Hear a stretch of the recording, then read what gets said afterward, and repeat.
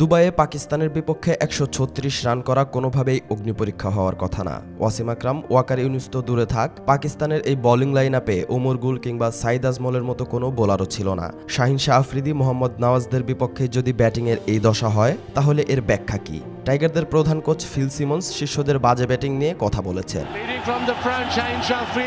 Asia কাপের অলিখিত সেমিফাইনালে পাকিস্তানের বিপক্ষে ব্যাটিং ব্যর্থতায় অল্প রানের টার্গেটে জিততে পারেনি বাংলাদেশ।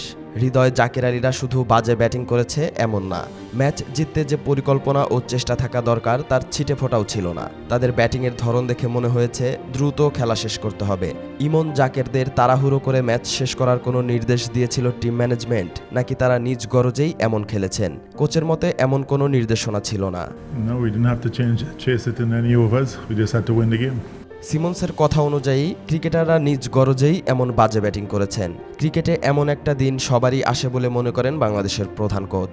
তবে জাতীয় দলের এমন বাজে ব্যাটিং কয়েকদিন পরপরই দেখা যায়। সিমন্স জানিয়েছেন, সঠিক সিদ্ধান্ত নিতে না পারা আর শট সিলেকশনে ভুল করার কারণে হারতে হয়েছে। We have that sometimes in all teams have that at some point. Today was our day.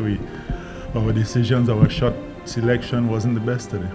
সমালোচনা হচ্ছে শেখ মাহিদির ব্যাটিং অর্ডার নিয়েও। এমন গুরুত্বপূর্ণ ম্যাচে ৪ নম্বরে ব্যাট করেছেন এই অলরাউন্ডার। টি-20তে যার গড় ১১ আর স্ট্রাইক রেট ১০০, এমন একজনের কি আসলেই এই পজিশনে ব্যাটিং করার সামর্থ্য আছে? তবে সিমন্স এটাকে ৪ নম্বর পজিশন হিসেবে ভাবেননি। শেখ মাহিদি নাকি পেসারদের বিপক্ষে আগ্রাসী ব্যাটিং করে, এজন্য তাকে আগে নামিয়েছেন। You look at it as number 4. I look at it as sending someone who could have taken on the Pacers at that time. We were still in the power play.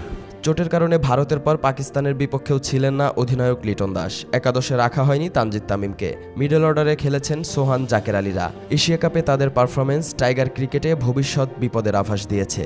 এসব নিয়ে সিমন্সের একটাই কথা, কোনো কিছুই সঠিকভাবে হয়নি। লিটনের না থাকাকেও বড় কারণ হিসেবে দেখছেন তিনি।